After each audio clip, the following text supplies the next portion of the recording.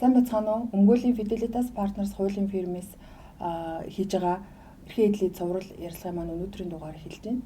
Тэгээ өнөөдөр бид нар мэдээлэл хайх хүлээн авах эрхийг хангах замаар төрийн байгууллагын ил тод байдал хариуцлагыг сайжруулах энэ хэрэгжүүлсэн төслийнхөө үр дүнгийн талаар ярихаар Анирмат хоёр сууж байна. Тэгэд энэ төслийн маань үр дүнг ярих байгаа гэдэг нь бол шүүхэд хандах шаардлагагүйгээр шүүхийн өрсөн шийдвэрх ажиллагааны хүрээнд төсөл маань үр дүндээ хүрсэн. Энэ талаар бас одоо хэвлэл мэдээллийн байгууллагуудаар нэлээд мэдээллүүдийг хүргэж байгаа. Гэхдээ өнөөдөр яг энэ төсөл дээр ямар ажлууд хуулийн фирмийн зүгээс хийж ямар үр дүнд хүрвэ гэдгээ нэгтгээд ярихгаас сууж байна. Тэгэхээр төслийн хүрээнд бол нийтдээ 2021 оны 6 сараас 22 оны 3 саргийн өнөөдрийг хүртэл 9 сарын хугацаанд төсвийн тухай хууль, шилэн дансны тухай хууль, мэдээлэл хайх хүлээн авах эрхийн тухай хуулийг одоо таниулах зорилгоор нийтдээ бид нэр 23 постэр мэдээлэл, 6 бичлэг, 18 цуврал ярилцлагыг бэлдэж одоо хуулийн фирмийн Facebook хуудас, вебсайт болоод одоо хэвлэл мэдээллийн одоо бидний төслийн үйл ажиллагааг сайн дураараа дэмжиж байгаа хэвлэл мэдээллийн байгууллага, хамтарч ажиллаж байгаа сэтгүүлчдийн баг, маркетингийн багтайгаа нийлээд мөн одоо криминал радиогийнхаа хамт олонтой нийлээд ингээд хийсэн байна. Тэгэхээр энэ бүх одоо олон нийтэд зориулсан контентууд маань давхарсан доогоор 5 сая хүнд хүрсэн ийм үр дүнтэй байгаад байгаа. Тэгэхээр яг өнөөдрийн хувьд бол за одоо энэ одоо мэдээлэл хайх хүлээн авах эрхийг хангах зорилготой хийсэн ажил маань ямар байгууллагууд дээр яагаад одоо зөвхөн одоо халдварт өвч үндэсний судлалын төв, онцгой байдал, нийслэлийн онцгой байдлын газар тэгээд эрүүл мэндийн яам гэсэн 4 байгууллага дээр төвлөрөөд энэ төслийг хэрэгжүүлсэн юм бэ гэдэг асуудал байгаа. Тэгэхээр ковидын үед бол иргэд байгууллагууд, тэгээ олон нийтийн байгууллага, олон улсын байгууллагуудаас саяны нэр дурдсан эрүүл мэндийн яам, онцгой байдлын ерөнхий газар, нийслэлийн онцгой байдлын газар хүсвэ гэсэн 4 байгууллагт хандив тусламжийг одоо маш их хэмжээгээр өгсөн, эд зүйл хандилсан, мөнгө хандилсан. Эргээд энэ 4 байгууллага маань өөрөө төсвийн байгууллага гэдэг утгаараа авч байгаа хандив тусламж нь төсвийн хуулиараа төсвийнх нь бүрэлдэхүүн хэсэг болоо явдаг учраас шилэн дансны хуулийг мөрдөж шилэн данс хөтлөх ёстой байдаг. Тэгээ биднийг одоо 21 оны 6 сард анх төслөө бичиж авах хүрээнд бол тэр хандив тусламжийн одоо бүртгэлтийг шалгахад бол маш хангалтгүй байсан. За тэгээд тийм учраас бид нар энэ төслийг хэрэгжүүлсэн байна. Тэгэхээр энэ хангалтгүй байгаа үйл ажиллагаан дээр бол бид нар одоо шүүхэд хандаад одоо шүүхээс шийдвэр гаргуулад энэ хуулийн хэрэгжилтийг хангуулна гэж ингэж төлөвлөж төслөө бичижсэн бол шүүхэд хандхаас өмнө үндэсний аудитын газарт хандаж үндэсний аудитын газар маань одоо бүтэн үйлрэл энэ 4 байгууллагын шилэн дансан дээр шалгаад хугацаатай үүрэг даалгавар өгөөд түүнийхэн дагуу алдаа нь засагдаад бүр системийн өөрчлөлтүүд хийх байдлаар ингээд үр дүнд хүрчээд байгаа. Тэгэхээр яг энэ одоо манай энэ төслийг гардаж удирдах ажилласан манай Анирмаа өмгөөлөгч маань бол яг энэ 4 байгууллага дээр үндэсний аудитын газраас хийсэн ажилд эдгээрийн тайлан тэгээд зөрчлүүдийг арилгасан одоо үүргийн хэрхэн хэрэгжүүлж яаж арилгах вэ те одоо ямар байдалтай байгаад байгаа гэдгийг байгууллагын тус бүрээр нь ярина. За эрүүл мэндийн яамнаас эхэлхүү те. За тэгье. Бидний хувьд болохоор энэ төсөл маань 2020 оны 6 сард эхэлсэн те. Энэ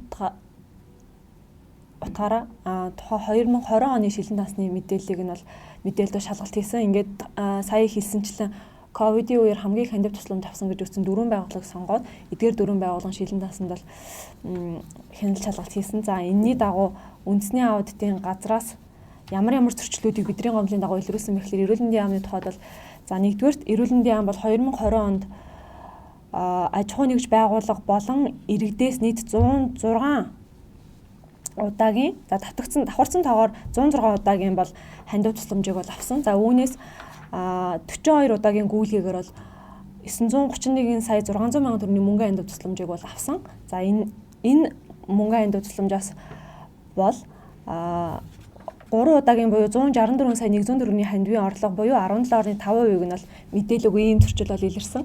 За шилэн дансанд ярьж эхлэхээс өмнө шилэн дансанд бол мэдээж мөнгөн хандиваас гадна материалын хандив гэж 2 байдлаар ялгаж бол хандив тусламжийн орлого болон зарцуулалтын мэдээллийг бол тус нь мэдээлдэг. За сая мөнгөн хандивыг хэлсэн бол за мөнгөн бус буюу 74 удаагийн гүйлгээгээр 717.2 сая төгрөгийн тусламжийг бол зарцуулсан. За энэ дээрээс 3 удаагийн буюу 15.5 сая төгрөгийн хандивын зарцуулалтыг бол шилэн насанд мэдээлэл өгье гэсэн ийм зөрчил бол илэрсэн. За мөн 2 сая 816,213 ширхэг ийм тоо хэмжээтэй 8 тэрбум 433 сая 900 мянган төгрөгийн материалын хандив тусламжийг бол эрүүл мэндийн яам нийт аж ахуйн нэгж байгууллага иргэдээс бол хүлээж авсан. За үүнээсээ 767,506 тоо хэмжээтэй буюу 944 сая төгрөгийн материалын хандивын орлогыг бол шилэн насанд мэдээлэл өгсөн ийм зөрчилийг бол илрүүлсэн.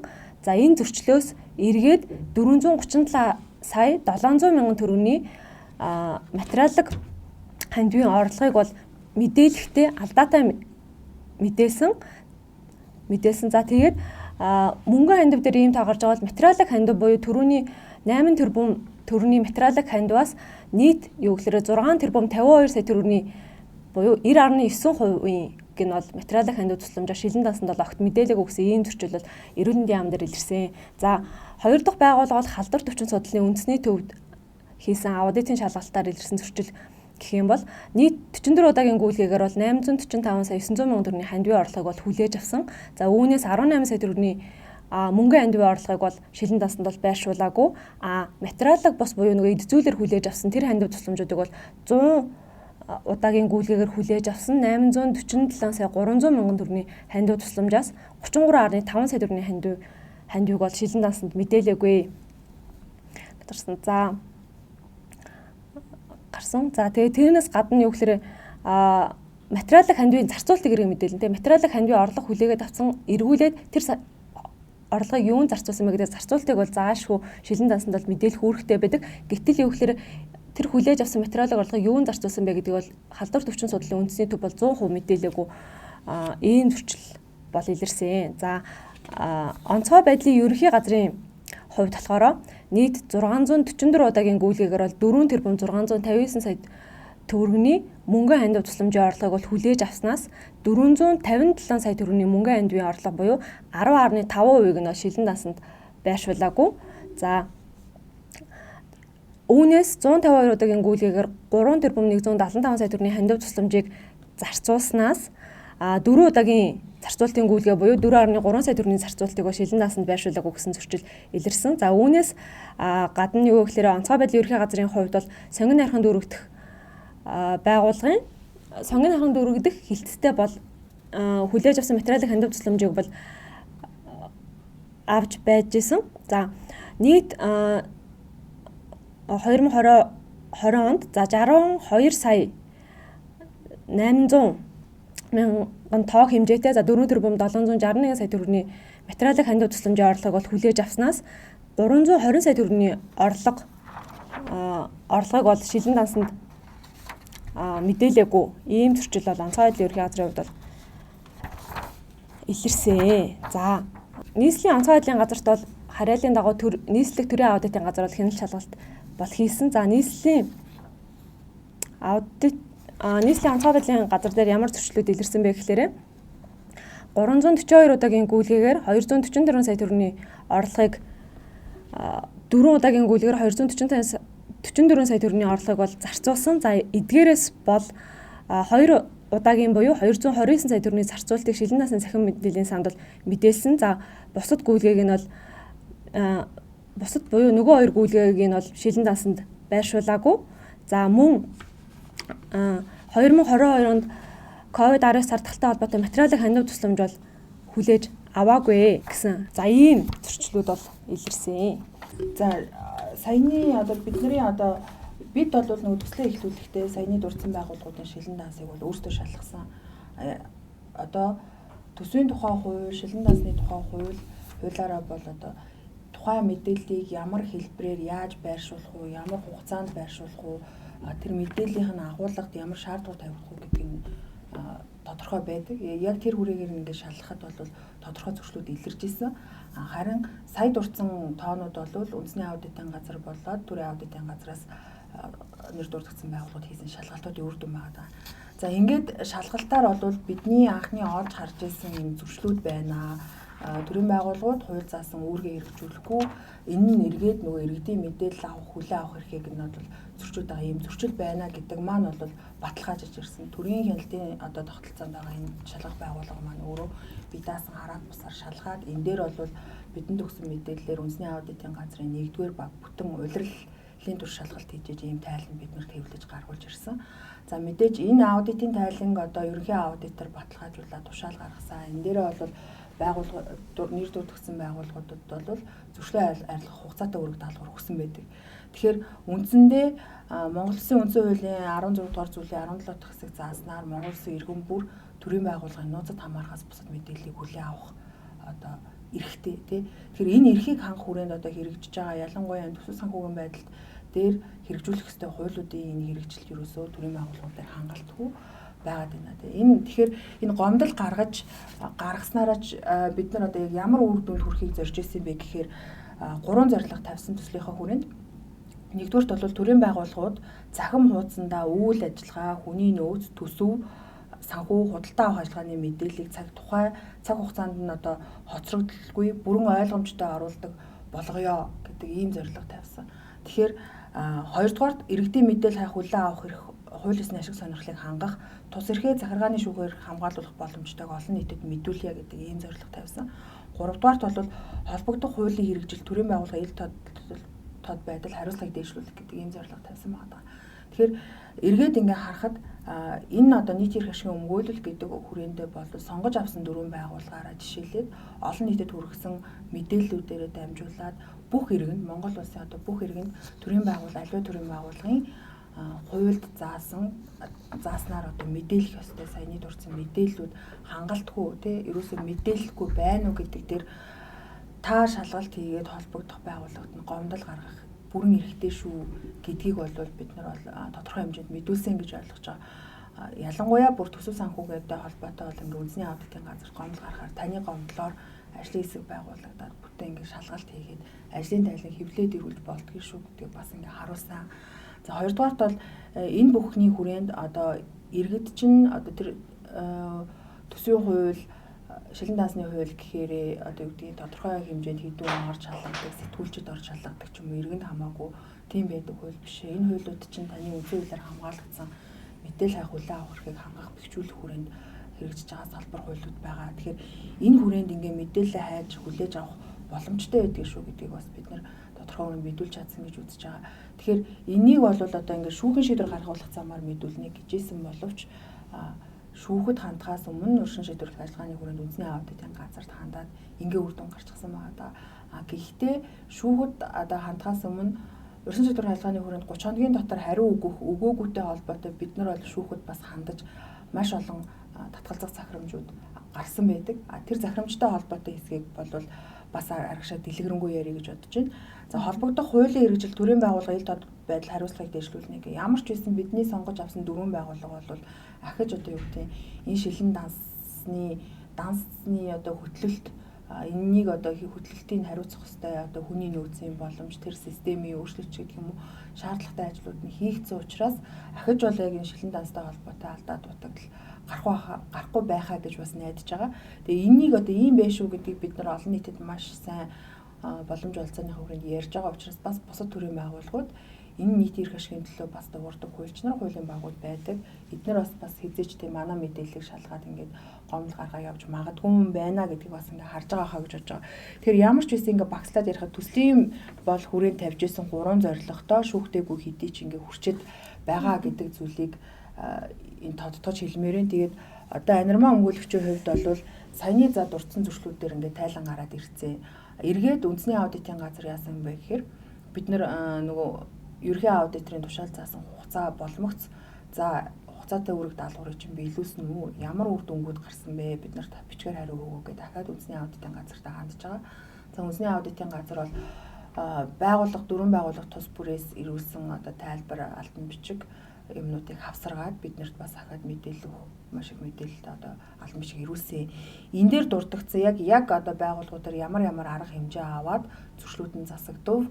Ямар байгууллага хараахан одоо зөрчлөө засахгүйгээр одоо ингээд ахаа хугацаатай үүрэг даалгавар өгсөн байгаад байгаа вэ гэдгийг тодорхой Хариул зүгээр нь. За ерөнхийдөө бол бидний хувьд яагаад энэ нөгөө шилэн дансны мэдээлэл нь одоо бүх мэдээлэл нь байхгүй ч гэсэн зарим нэг зөрчлүүд байна. Тэ 20-30 сая төгрөгийн мөнгөнд мэдээлээгүй гэдэг ч юм уу. Эсвэл зарим нэг материалын хандив тусламж авцсан байхад энийг мэдээлээгүй нэг гэдэг ийм юмыг нэг үрчлөнгөө ингээ гомдол тусгаад энэ гомдлынхаа дагуу энэ удаан хугацаанд яваад байгаа гэхээр шилэн дансны тухай хууль чинь хуульд зааснаар шилэн данс өөрөө үнэн зөв бодтой иж бүрэн байх ёстой. Тэгээд энэ шилэн дансанд мэдээлэх ёстой мэдээлэл буюу одоо хамгийн ихний наад зах нь төсөв санхүү буюу энэ хандив тусламжийн мэдээллийг бол тогтоосон хугацаанд тогтмол мэдээлж авах энэ үүргийг бол төрийн байгууллагууд өөрөө хуулиараа хүлээж байгаа. За шилэн дансны тухай хуульд сар улирал хагас жилийн одоо төсвийн гүйцэтгэл, төсвийн төслийн мэдээллийг хизээ мэдээлэх үе одоо сарынхыг хувьд жишээлбэл дараа сарын 8-ны өдөр дотор мэдээлдэг гэдэг ч юм те. За улирал хагас жилийнхыг бол 4 сарын 25-ны өдрийн дотор багтаагаад мэдээлдэг. Ингээд бүр наривчлаад хугацааг заагаад өгсөн. Ямар хугацаанд мэдээлэх вэ? Тухайн хугацаанд мэдээлэхдээ яаж мэдээлэх вэ гэдэг энэ нөхцлүүдийг нөө шилэн дасны тухай хуулиар заагаад өгсөн байгаа учраас бид нар юу гэхээр ингэж гомдол гаргаад энэ гомдлынхаа дагуу бол одоо өнөөдрийн хүртэл ингэж явж байна. За тэгэхээр эхлээд бол мэдээж саяны хэлсэн аудитын тайлан 3 сарын хугацаанд юу гэхээр хяналт шалгалт хийгээд нийслэлийн аудитын тайлан гаргацсан. За бидний хувьд бол за ингээ нэгэнд нийт аудитын тайлан гарчлаа гэд орхих биш. Аудитын тайлангуудаар саяны дурдсан зөрчил маш олон зөрчлүүд бол илэрсэн байгаа. Эргээд тэгвэл энэ зөрчлийг нөгөө төрийн байгууллагууд чинь арилгасан юм уу? Эргээд ямар хариу өгсөн бэ?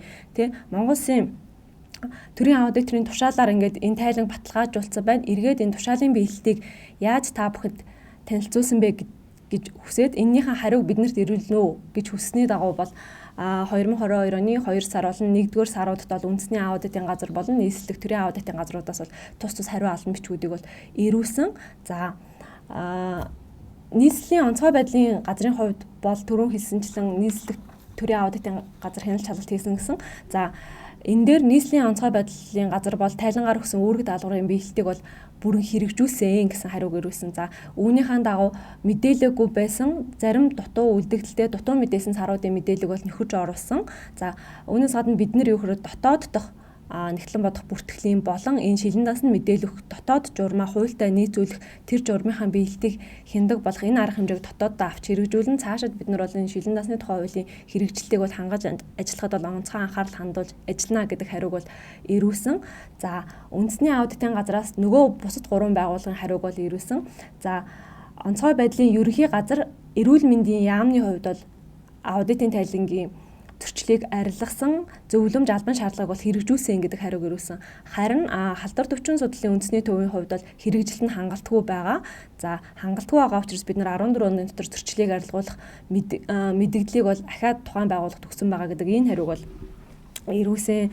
За онцгой байдлын ерөнхий газар болон эрүүл мэндийн яам ч гэсэн мөн юу гэхээр ямар төрлийн зөрчлүүдийг арилгасан бэ гэдэг талаараа бол дурдаад за хариу албан бичгүүдийг бол ирүүлсэн байгаа.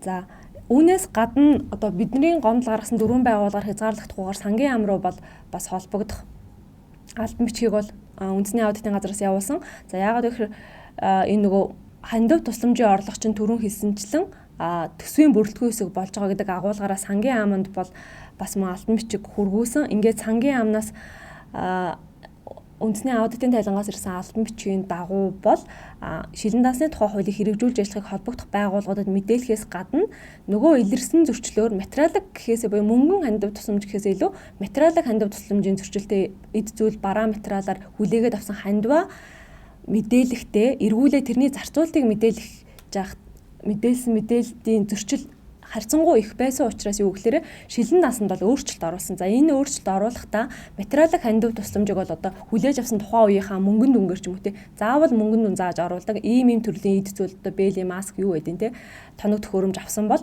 мөнгөн дүнгээр нь оруулдаг ийм өөрчлөлтийг бол шилэн насанд хийсэн гэдэг ийм хариугаа сангийн яамнаас бол ирүүлсэн. За халдвар төвчин судлалын үндэсний төвийн хувьд яагаад хэрэгжилт хангалтгүй гэдэг хариу ирүүлсний тайлбарлахдаа бол халдвар төвчин судлалын үндэсний төвийн тухайн үед энэ одоо шилэн насыг хариуцж байсан албан тушаалтныг бол ажлаа дутуу гүйцэтгсэн гэдэг үндслээр бол ажлаас чөлөөсөн. Ингээд тухайн асуудал нь маргаантай байгаа учраас бид нар одоогоор өөр хүнд эрхийг нь шилжүүлэх байдлаар ч өмнө оруулсан тухайн хүний өмнө оруулсан мэдээллийг засаж өөрчлөх дутуу мэдээллийг нэмж оруулахын боломжгүй байна. Тэр маргаан шийдвэрлэгсний дараа бол арга хэмжээ авч болно. Гэхдээ бид нар бол аудитын тайлангаар илэрсэн зөрчлийг бол бүгдийг хүлээн зөвшөөрж байгаа гэсэн ийм хариу бол өгсөн байна. Тийм. Тэгэхээр нөгөө эхлээд нэг гомдол гаргаад те зөрчил байна гэдгийг илрүүлээ зогсох биш. Эргээд зөрчлийнхэн дагуу зөрчлөө яаж арилгахын дараа цаашаад яах вэ гэдгийг дагуу дахин гомдол гарч хүсэлт гаргах юм бол төрийн байгууллагууд ч гэсэн эргээд нөгөө хүсэлтийн дагуу заавал ингээ хариу өгдөгтэй тодорхой хэмжээний үр дүнд хүрдэг гэдгийг нь бол бид нар энэгээр энэ гомдлынхаа дагуу бас харуулахыг зорж байгаа. Тэгэхээр бас нэг тодтогч хэлэх зүйл нь за ингээ урьдчилан шийдвэрлэх ажиллагааны хүрээнд дээд чатны байгууллагт хандаад тэр нь хангалтгүй байна гэж үздэг юм уу? Тэгвэл одоо юу гэдгийг тэр нь хэрэгжихгүй байвал дараагийн шатанд нь шүүхэд бас даалгах нэхэмжил гаргаад ингээ явдаг практик бол байдаг тий. Бусад асуудлын үед энэ одоо яг энэ ерөнхий аудиторын тушаалаар шийдвэрлээд хугацаатай үүрэг даалгавар өгөөд ингээ гарцсан асуудал дээр болвол яг процесс үйлийнхаа дагуу шууд шийдвэр гүйцэтгэх ажиллагаа дараагийн одоо хариуцлагын арга хэмжээр хариуцлага яригддаг ийм онцлогтой юм байна гэдгийг бас бид нар өөрсдөө бас энэ төслийг хэрэгжүүлж явах явцдаа мэдэж авсан. Тэгэхээр за үндэсний аудитын ерөнхий аудитор бол одоо ажлын хэсгийнхаа гаргаж ирсэн тайлангуудыг хүлээн зөвшөөрөө баталгаажуулаад хугацаатай үүрэг даалгавар өгөх байдлаар ингээд тушаал гаргачлаа. Тэр тушаал бол үйл маргах шинжтэй заавал биелэгдэх шинжтэй юм тушаал байгаа. Тэрийг бол холбогдох төрийн байгууллагууд бол заасан хугацаанд нь үүргээ хэрэгжүүлээд үгүй бол тэр хариуцсан албан тушаалтан одоо дарга нь хууль зааснаар арга хариуцлага хүлээдэг ийм онцлогтой. Тэгээд дараагийн ээлжинд бол энэ саяны дурдсан хугацаатай үүрэг даалгаврыг хугацаанд биелүүлээгүй бол бид нар хариуцлага ногдуулахыг шаардсан тийм албан бичиг хөрвүүлэхээр төлөвлөж исэн. Гэхдээ хүсвэтээс бусад байгууллагууд бол хугацаанд үүрэг даалгавраа биелүүлсэн байгаа учраас бол хариуцлага тооцох албан тушаалтныг одоо ажилласан чөлөөтөгч гэдэг юм уу ийм ажлууд бол явагдаагүй. Тэгэхдээ 2 дахь удаа хугацаа сунгацсан байгаа хүсвэтээс одоо ямар хариу тайлбар ирэх вэ гэдэг бол бас энэ дээр бол анхаарал хандуулж байгаа. Тэгээ энэ одоо төслийн хүрээнд гарсан олон үр дүнгээс одоо бидний хувьд бас ингэ маш ол зурлах байгаа хамгийн том үр дүн бол сангийн ам өрөө шилэн дансны нэгдсэн системдээ өөрчлөлт оруулаад мөнгөн бус хандив тусламжийг мөнгөн дүнгээр бүртгэдэг тийм өөрчлөлт системдээ оруулсан гэдэг. Бид хэдий хийсэн ажлын үр дүнд шилэн дансны систем өөрөө ингэж сайжрах, засагдах юм ажил хийсэн гэдэг. Шууд хуулийн зөрчил энэ байгууллага бүртгэхгүй байх гэхээсээ илүү одоо бэлэг хүлээж авчаа тэрийгэ бүртгэе гэхээр нөгөө систем дээр нь өөрөө тийм ангилал байхгүй учраас бас ийм зөрчлүүд гараад исэн зүйл байсан юм байна гэдгийг бол энэ үр дүнгээс ойлгож байгаа маа. Тэгэхээр иргэн бүрт хуульч бүрт одоо юу гэдэг нь тэр төрийн байгууллагын системийг өөрчлөх хүртэл гомдол гаргаа явах боломж бол байгаад байна. За шүүх анх бид нар одоо юу гэдэг нь ердийн журмаараа урьдчилан шийдвэрлэх ажиллагааны хүрээнд төрийн дээд чатны албан тушаалтанд хандахаар 30 хоногийн дотор хариу өгөх ёстой. 30 хоногийн дотор хариу өгөөгүй бол түүн дээр нь шүүхэд ахаад 30 хоногийн дотор багтаж хэмжлээ гаргах хэрэгтэй үгүй. Ингэж гаргаагүй бол хэмжлээ гаргах хэрэг алддаг. Энэ дөрвөн байгууллагын хувьд бол бид төслийнхаа хүрээнд одоо ерөнхийдөө бол тэр шилэн дансанд бүртгээгүй үйлдэлүүдийн өөрөө шилэн дансны тухай хуулийн 6-гийн 1-2 төсвийн хуулийн 7-гийн 4-т заасан дагуу тайлагнаагүй эсвэртгүү гэж үзээд энэ эсвэртгүүг нь одоо хууль бус болгохын тогтоолгох юм нэг хэмжлэлээ шаардлага гаргана. Дээрээс нь энэ одоо бүртгээгүй үйлдэлүүдэд одоо нөхөж бүртгэхийн даалгах ийм одоо шаардлагатай нэхэмжлүүд гаргахаар ингээд төлөвлөөд ажиллаж исэн. Гэхдээ сая хэлсэнчлэн тийм учраас одоо үндэсний аудитын газар 30 хоногийн дотор хариу өгөхгүй учраас бид нар яг энэ нэхэмжлийн шаардлагыг тодорхойлж шүүхэд хандсан. За ингээд шүүхэд хандаад юу болсон бэ гэхээр хандахдаа бид нар бас маш онцлогтой өмгөөллийн хууль шинжилэн батлагдаад хэрэгжиж эхэлсэн. Өмгөөллийн хууль дээр бол өмгөөлөгч хүн өөрөө мэргэжлийн үйл ажиллагааныхаа хүрээнд нийт эрх шиг төлөвлөлт нэхэмж гаргаж болно гэдэг агуулга бол зүйл залт бол байгаа 29.3. Тэгэхээр нийт эрх шиг хамгаалж одоо хуучин ямар практик байгаа гэхээр заавал төрийн бас байгууллага тухайн одоо нэхэмж гаргаж байгаа асуудлаараа 3-аас доош үйл ажиллагаа явуулсан. Энэ одоо нэхэмж гаргаж байгаа асуудлаар одоо юу гэдэг дөрмөндөө одоо ингээд заацсан ийм төрлийн бас байгууллага нэхэмж гаргаж болдог. Тийм тохиолдолд шүүх нэхэмжлийг хүлээж авдаг. Ийм процесс үеийн залт үргэлжилжсэн бол өмгөөлийн тухай хууль шинжилж батлагдсантай холбоотой бид нар энэ залтыг юу н ашиглаад үзье, практикийг тогтоох гэдэг үзье. 29.3-ыг барай шүүхэд бол өмгөөлөгчдийнхээ нэрийн өмнөөс те өмгөөлөгч, хуульч, цэцэг, баялагмаа, анирмаа, наран цэцэг гэдэг энэ өмгөөлөгчдийнхээ нэрээр шүүхэд бол саяны дурдсан хэмжлийн шаардлагатай нэг хэмжлийг гаргасан. Тэгээ захиргааны эргийн анхан шатны шүүх бол Цаг хугацааны хувьд бол онцгой байдлын ерөнхий газар нийслэлийн онцгой байдалд холбогдох нэг одоо нэг хэмжлэл эрүүл мэндийн яам хөсүүдэд холбогдох нэг хэмжлэгээ тусдаа нэг хэмжлүүд явсан. Энэ тусдаа нэг хэмжлүүд явсан энэ хоёр хэрэг дээр бол тус бүр дээр нь маш олон татгалзах захирамж гарсан. Хамгийн нэгдүгээрт бол ямар захирамж гарч ирсэн гэхээр за ингээд нэг юу гэдэг бүрдүүлбэр хангуулах захирамжууд бол гарсан. За тэгээ үүнээс гадна дараагийн ээлжинд бол өмгөөлөгч хүн яг юм нийт хэрэгшгээр төлөөлж нэг хэмжил гарах хэрэгтэй юм уу? Та нарт энэ төлөөлөх хэрэг байна уу?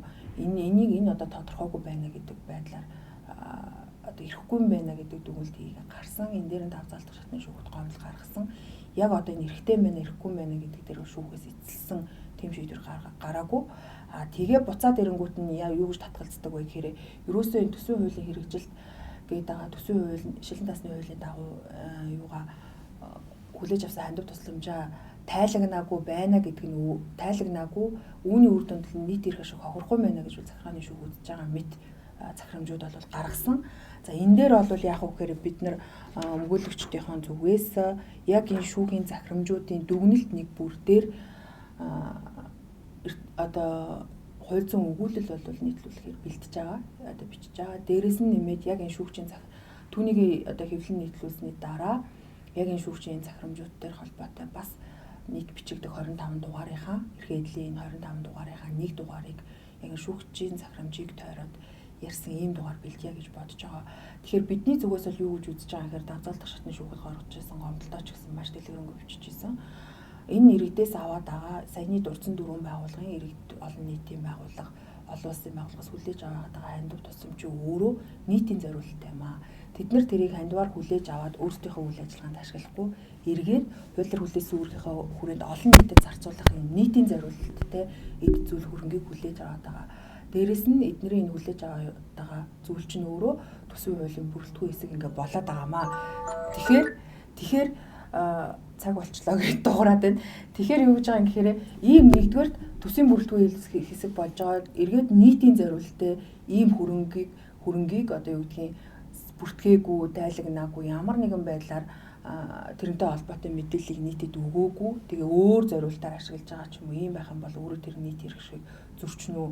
Нийт эрх шиг гэдэг зүйл маань өөрөө тийм нийтийн зориулалттай зүйл дээр бол тодорхойлоод нийт эрх шиг гэж энэ юм аа гэд яг таг тодорхойлцсон хуулийн зохицуул байдгүй ч гэсэн түүнийг тайлбарлахдаа энэ яригадаад байгаа хөрөнгүүд нь үнэхээр нийтийн зориулалттай юм бол тэр хөрөнгийн захиран зарцуулалтад холбоотой асуудал өөрөө эргээд нийт эрх шиг зөрчгөн дамжиггүй. Тийм учраас энийг бол шүүх хүлээж авах хэрэгтэй байсан гэж бид нар бол үздгээ. Тэгээд ерөнхийдөө ингэ шүүхээс захирамжууд гарсан хоёр тусдаа явж исэн хэрэг дээр маань яг адилхан захирамжууд цаг хугацааны хувьд хойнортой ороод гарсан. Ер нь бол одоо нэхэмжлүүлж авахаас татгалздаг 10 хэдэн үндслэлээс бараг 2-3-аас нь бусад үндслэлээр бол татгалзсан байдаг. Тэгээ тэрийг одоо нэг бүрчлэн одоо ярих бол зөвхөн хуульчдад зориулсан ч юм уу тийм подкаст болчих гээд байгаа учраас нэг дэлгэрэнгүй ярихгүй энэ түргээд одоо дараа жижигтэй ярихаар ингээ үлдээж байна. Тэгэхээр ерөнхийдөө бол бид нар энэ төслийг хэрэгжүүлэх тэтгэлгийг олгосон бидний энэ санаачлагыг одоо залуу хуульчдын хувьд нийгэмдээ оруулах байгаа маш том хөрөнгө одоо хувь нэмэр байна, зөв байна гэж дэмжиж хүлээж авсан нээлттэй нийгэм форумынхандаа баярлалаа. Тэгээ нээлттэй нийгэм форум бол бидний одоо ажлын тайлан хүлээж аваад маш сайн үр дүнтэй ажил болсон гэдгийг бол дүгнсэн байгаа.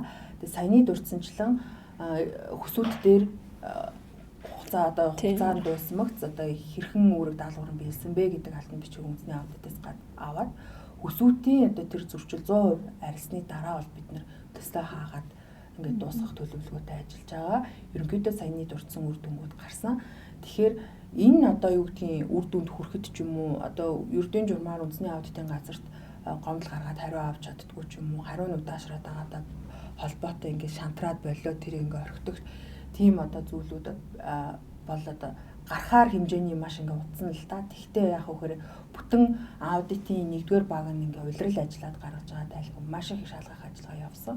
Тэгтээ энэнд бол юу гэдгийг бид нарт ингэж хариуцлагатай маш хариуцлагатайгаар хууль заасан үүргийнхаа дагуу хариу өгөх шалгах ажиллагаагаа ингээд тасралтгүй явуулж эргээд энэ дээр хяналт тавиад ингэж ажиллаж байгаад нас манай төслийг дэмжиж байгаа хэвлэл мэдээллийн байгууллагууд энэ төслийн ярилцлагатай холбоотой нийтлэлүүдийг одоо дэлгэрүүлж бичиж байгаа сэтгүүлчдийн тэр хөндөж байгаа асуудлууд, өнцгүүд те маш нөлөө үзүүлсэн байхаа гэж итгэж байгаа. Тэгэхээр мөн биднийг дэмжиж ажиллаж байгаа бүх хэвлэл мэдээллийн хэрэгсэл манай пэйжуудс дээр тавьсан мэдээллийг хараад түүнийг дэлгэрүүлж яриулахаар, яриа авахаар холбогддог телевизүүдээ бүгдэнд нь бас ингээ баярлаа гэж хэлмээр байна. Тэгээ Андрад нэмж хэлэх зүйл байвал нэмж хэлээд дуусгая. За цаг маань болсон байна. За бидний хэрэгжүүлсэн төсөл бол бид нар бол зөвхөн эхлэлийн одоо тавьж гин гэж бол ойлгоод байгаа тий. Шилэн насны тухай бол ер нь иргэд ингээд мэдээлэл хүлээн авах хайх эрхээ хангах зорилгоор мэдих зорилготой гомдол хүсэлт гаргаж болдог. Шилэн насны тухай хуулийн хэрэгжилтийг бол төрийн байгууллагуудаар хангуулж болдог. Одоо ингээд бид нарны гомдол гаргацсан энэний дагуу 3 сарын шалгалт хийгээд аудитын тайлан гаргаад эргээд хариуг нь шаардаад ингээд байдаг. Тэгэнгүүт одоо дараа нь юу гэж бодох вэ гэхээр одоо ингээд иргэдээс гэдэг юм уу тий. Ингээд гомдол гаргаад ундаг. Ингээд асуудал үүсдэг учраас энэ шилэн насныхаа мэдээллийг цаг тухайд нь оруулжий гэдэг тийм ойлголт энэ хуулийн хэрэгжилтийг хангахтай холбоотой төрийн байгууллагад бол тодорхой хэмжээнд бол хурж нөлөөлж чадсан гэж бол ойлгож байгаа. Тэгэхээр иргэд ч гэсэн одоо зөвхөн энэ хандив тусламжаар хязгаарлагдахгүйгээр төрийн байгууллагад мэдээж үйл ажиллагаа, төсөв санхүү, хүний нөөц одоо тендерийн үйл ажиллагааныхаа ил тод байдлыг бол бүрэн иргэдэд ил тод нээлттэй байлгах ёстой. Тийм учраас иргэд ч гэсэн энийг нь шаардах хэрэг бол иргэдэд бол байдаг шүү. Тэгэхээр бас иргэд ч гэсэн өөрсдийн төлөөтэй юм мэдэж авахын төлөө бас гомдол хүсэл гаргаад явах боломжтой гэж хэлмээр байна. За баярлалаа. Баярлалаа.